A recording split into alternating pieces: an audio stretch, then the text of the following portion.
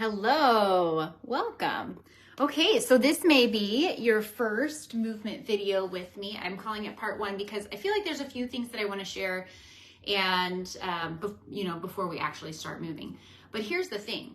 When you're talking, when you're breathing, when you're listening to something, that is movement for our bodies. So even stillness, inhaling, exhaling, there's movement for your body. And if you can be mindful about it, it serves your body well.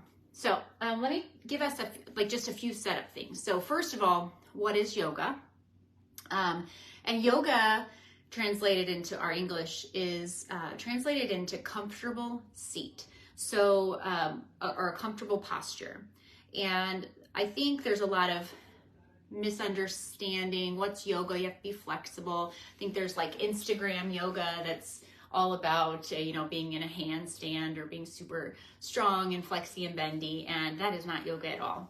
In fact, the origins of yoga would be more stillness and breath and letting your body and mind have space so that you can heal yourself. So you can, have time and energy on just like, who am I? Who am I at my core? It doesn't really compute because we live in such an active society. So I used to have a little cheat sheet here, but there's actually 8 different limbs of yoga that I've learned, and only one of them is the moving your body way. And yoga started doing a physical movement exercise, if you would call it that. It started in India when there were hyperactive boys, and that's who did yoga first. So it's for men and women. It's for anybody, literally anybody shape, size.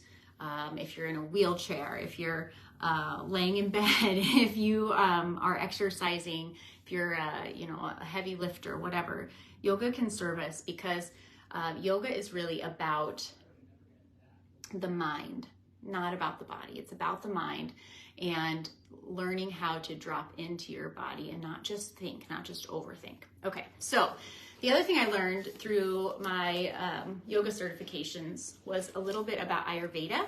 And Ayurveda is loosely translated Chinese medicine, but it is for us, for the purpose of what I'm sharing today, it's food is medicine.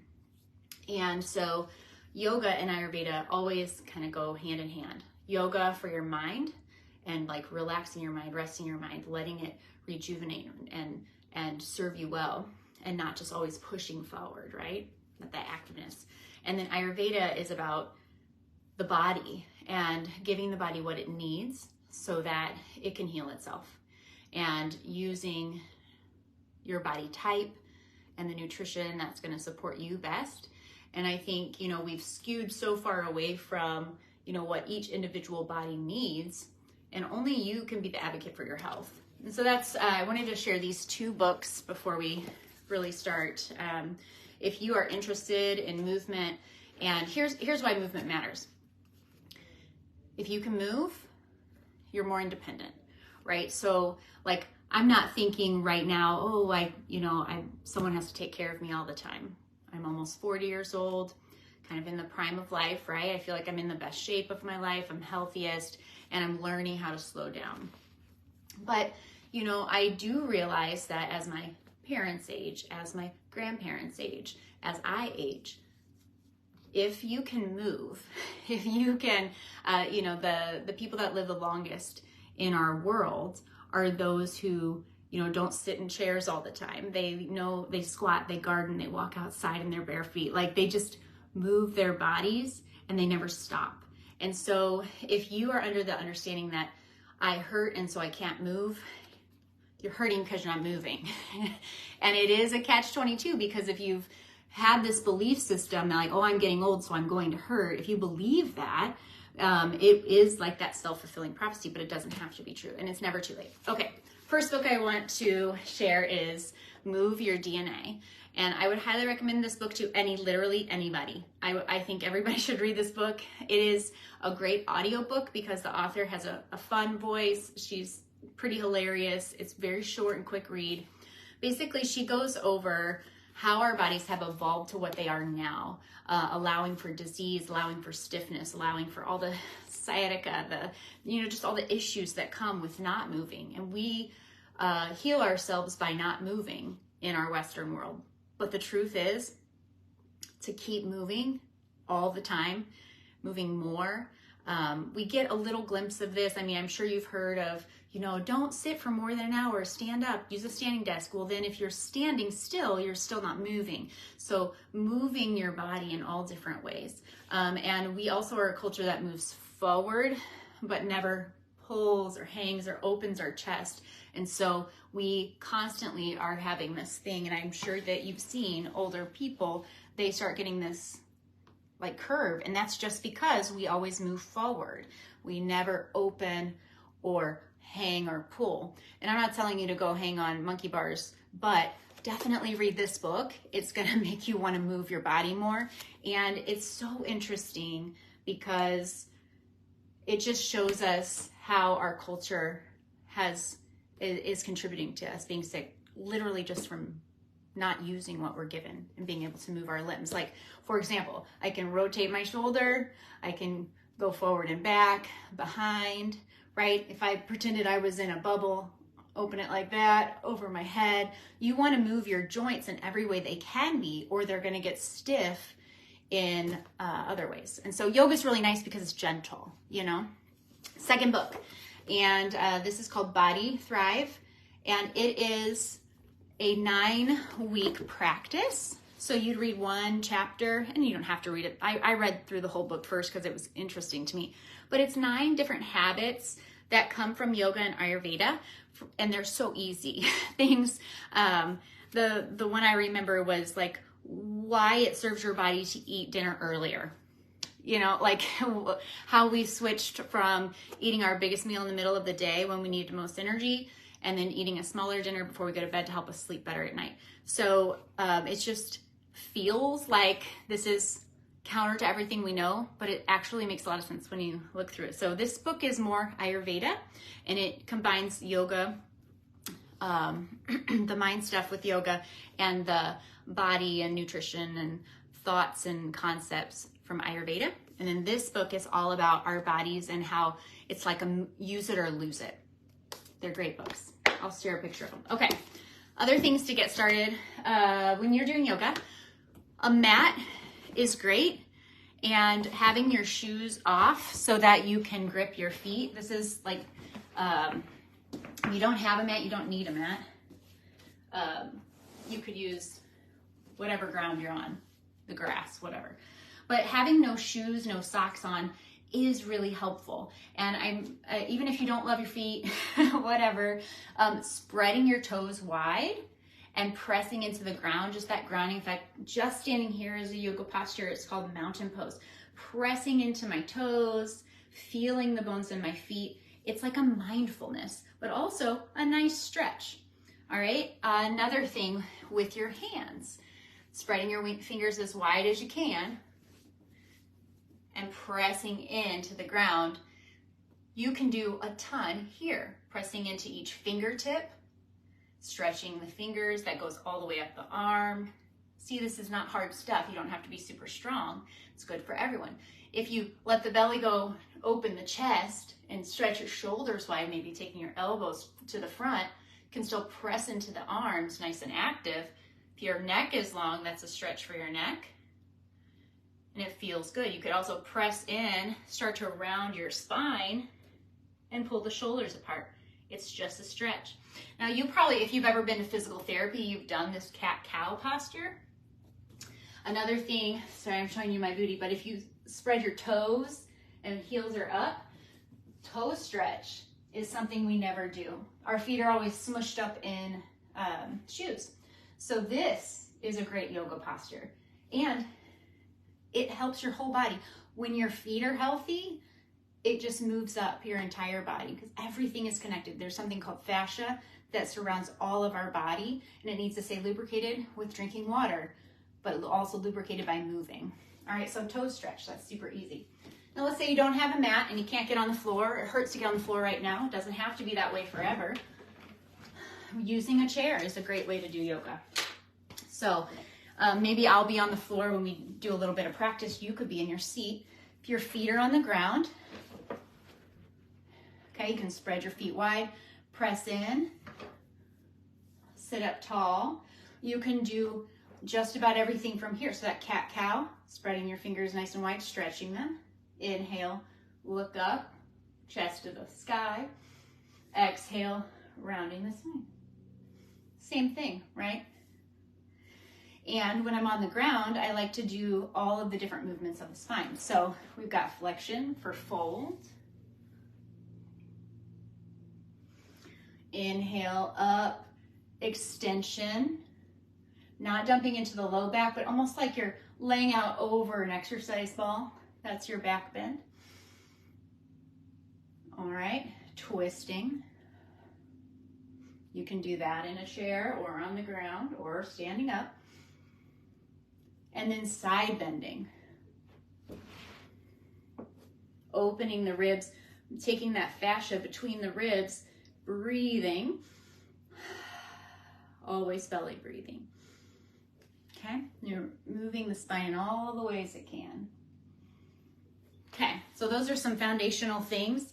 And the last thing, and probably the most important thing when it comes to yoga, it's not about doing exercise, all right? It's about moving your body. So the biggest piece of that in my mind, and you know what? They're all pretty equal, right? Balancing your mind, body. But I think the thing that made a really big impact on me was starting to understand breath work. So when someone says breathe, what do you think to do? Inhale, right? Take a deep breath. You're filling it up. But actually, the nervous system regulation that happens is on that exhale. And I neglected exhales for most of my life. I didn't really understand that was the full breath was inhaling and then following the exhale all the way. All right. So yoga breathing can be any way that you need it to be. But if you focus on even inhale and even exhale, that's a really great way to move, because then you can do breath movement. So I'm going to show you a little bit of that. Then I'm going to stop this video and I'm going to work through some floor movement. I'm going to teach you a sun salutation so you'll know, like a real yogi thing. And if you do try any of these, practice any of this, I would love to know your feedback, because I'm trying to figure out what's helpful. What is it that will serve you in this party? Because we're moving from survival mode and this busy active life. And my intention with this birthday party is really to give you some things to grasp on. They're super easy to practice. That's going to help you make a thriving year, so you can start your new year on your birthday month, taking it through, adding something in that's going to serve your body and your mind. So breath. All right, so you could do in through the nose, out through the mouth. And doing that, let's do it 3 times. All right, try it with me. Inhale for 4. Exhale for 4 through the mouth. Inhale. Exhale. Inhale. And exhale. A yogic, traditional yogi breath would be in and out through the nose. It forces you to do it a little slower. So you'd inhale for 4 and exhale for 4, right through the nose.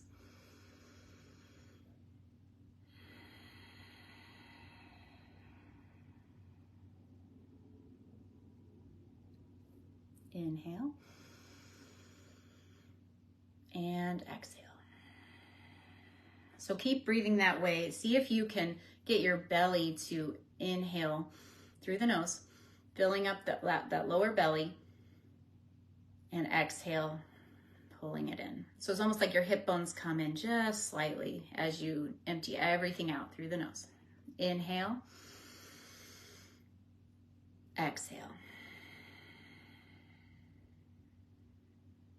And now when you inhale this time, fill the belly, but also see if you can fill the ribs this way.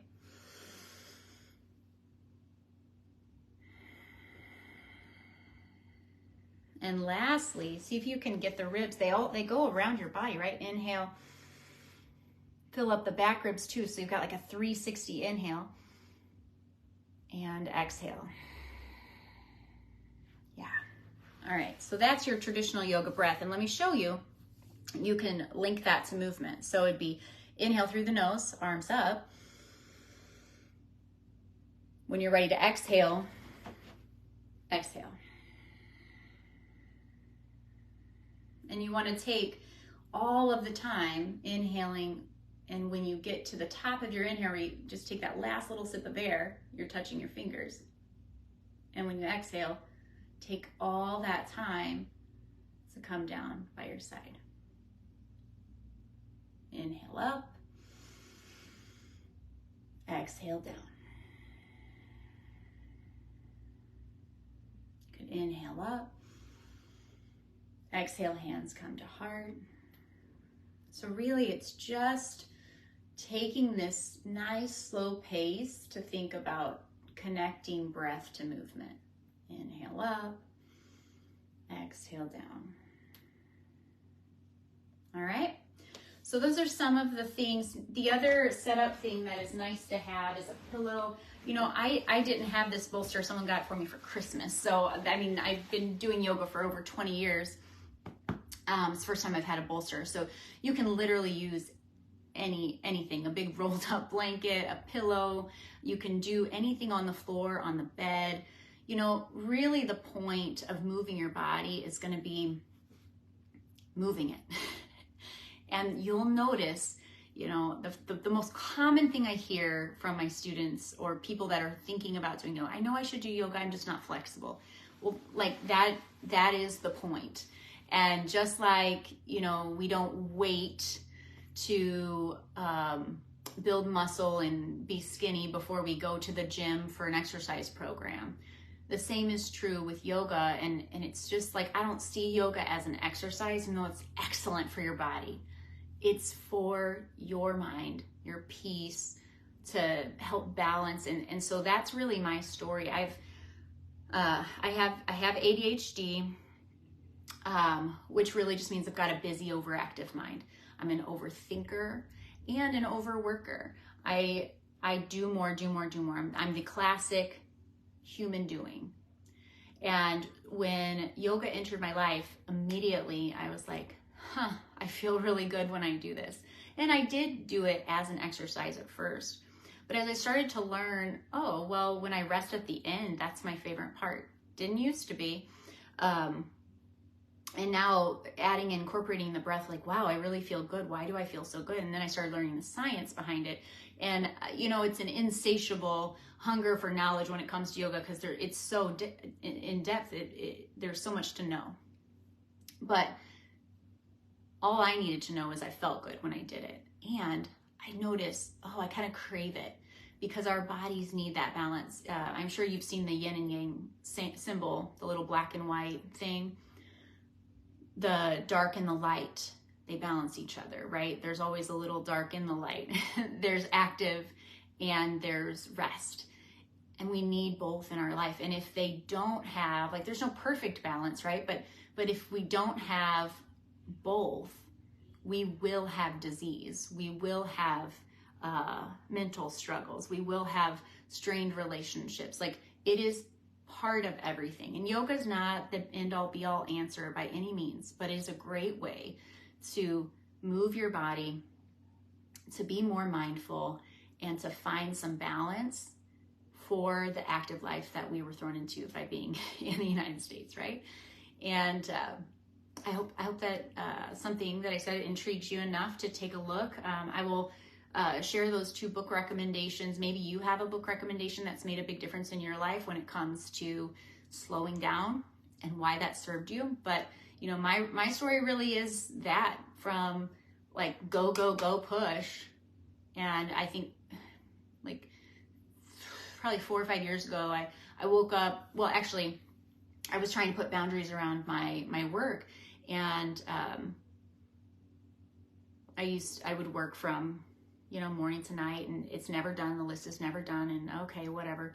I started just turning off my computer at 5 and going to make dinner so I could be with the family. And one day I remember real distinctly coming downstairs. My husband was doing something. My daughter was outside playing. My son was talking to his friends online, and I was like, well, this isn't family time. And I was like, my urge was to go back and work.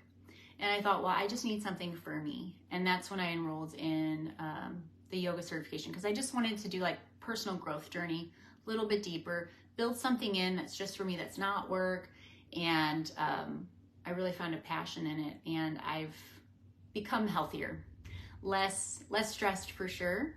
And I want that for everyone. Okay, I'm gonna stop talking. I am gonna come right back and do, I think I have 2. I'm gonna do a short video on floor and moving your joints, and then I'm gonna teach a sun salutation. So, you know, you may not have time to do these right now, but I wanted to record 3 separate videos so they're not so long. Thanks for listening. I know this wasn't quite a practice, but we're gonna do some floor moves next, and then I'll teach sun salutations. And if there's any special requests or something you saw in a class or something you've heard about yoga, I'm open and would love to share or answer questions about that. Okay, thanks.